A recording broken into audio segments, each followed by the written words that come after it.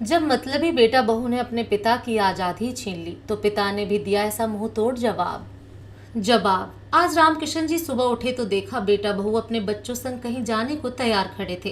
रामकिशन जी के बाहर आते ही उनका बेटा बोला, पिताजी हम लोग 2 दिन के लिए बाहर जा रहे हैं, कल रात तक घर लौटेंगे, इसलिए आपकी बहू ने आपका कल तक का खाना बनाकर रख दिया है, आप गर्म करके खा लेना और घर का ख्याल रखना। तभी रामकिशन जी ने कहा, बेटा तुम लोग मुझे हमेशा छोड़कर चले जाते हो, एक दिन के लिए तो मैं जैसे तैसे गुजारा कर लेता हूँ, लेकिन 2 दिन काटने तो मेरे लिए बहुत मुश्किल हो जाएंगे।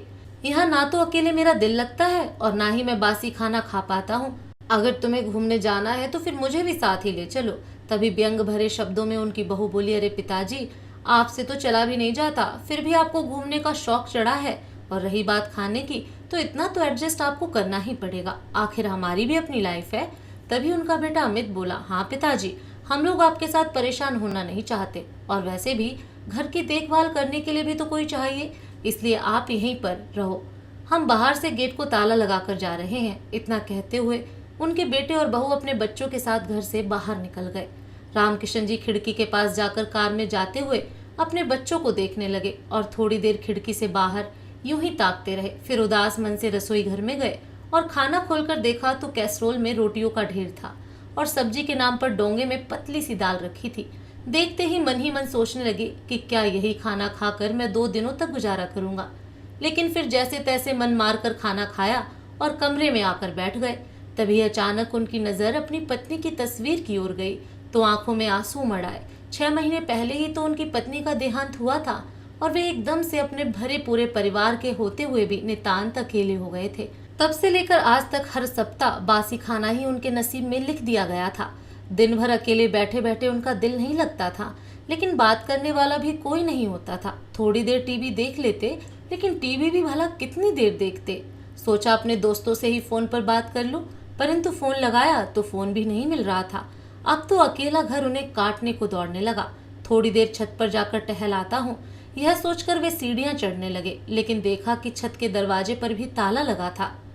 आखिरकार वापस अपने कमरे में आकर बिस्तर पर लेट गए और सोचने लगे, क्या क्या सपने संजोए थे मैंने कि रिटायरमेंट के बाद अपनी पत्नी के साथ सारी दुनिया घूम लूंगा, सारी जिम्मेवारियां खत्म हो जाएंगी तो जिंदगी आनंद से जीऊंगा। लेकिन क्या से क्या हो गया, अब तो अपनी यह जिंदगी भी मुझे बोझ लगने लगी है। घुटन होती है इस घर में रहकर, केवल एक चौकीदार बनाकर ही तो रह गया हूं मैं, और आलम तो यह है कि बाहर जाकर किसी से बात तक नहीं कर सकता। ना जाने क्यों किसी दोस्त का फोन भी नहीं लगता। बैठे बैठे अपनी जिंदगी को कोस ही रहे थे कि तभी उनका मोबाइल बज उठा। फोन उठाया तो दूसरी ओर से आवाज आई, अरे रामकिशन यार तू तो जैसे हमें भूल ही गया है, कभी अपने दोस्तों की याद नहीं आती क्या?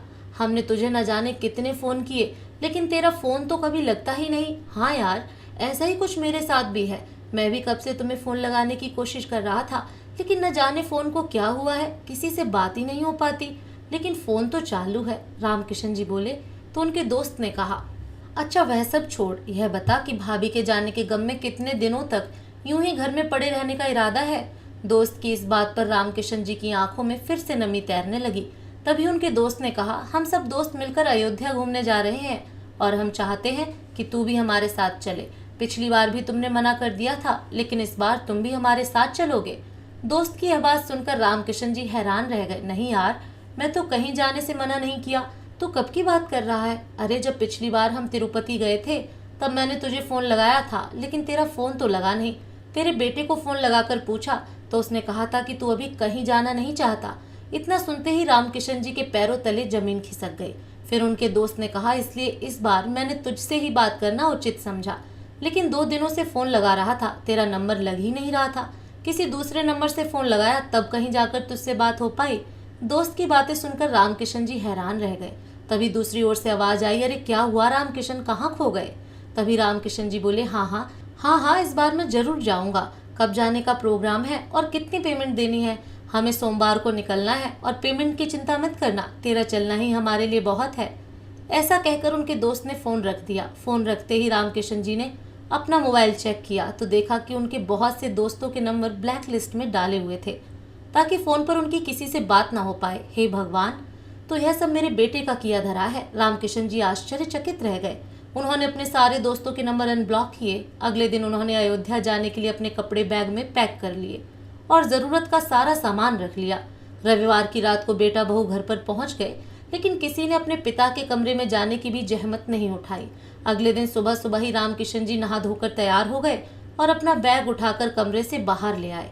अरे पिताजी, कहाँ चली आपकी सवारी? उनकी बहू ने पूछा। तो बेटा भी उसी समय बोला, हाँ पिताजी, एक बैग लेकर आप कहाँ जा रहे हो? मैं अपने दोस्त के साथ तीर्थ यात्रा पर जा रहा हूँ। इतना सुनते ही उनकी बहू बोली, आप हमसे बिना पूछे अपना जाने का प्रोग्राम कैसे बना सकते हैं? पूछना तो दूर, आपने तो बताना भी जरूरी नहीं समझा। आप जानते हैं कि इस हफ्ते बच्चों की परीक्षा शुरू हो रही है और मेरे चाचा जी के बेटे की शादी भी है। हम दोनों को तो मेरे मायके जाना है। आप चले जाएंगे तो बच्चों और घर की रखवाली कौन करेगा? सोचिए तो सही।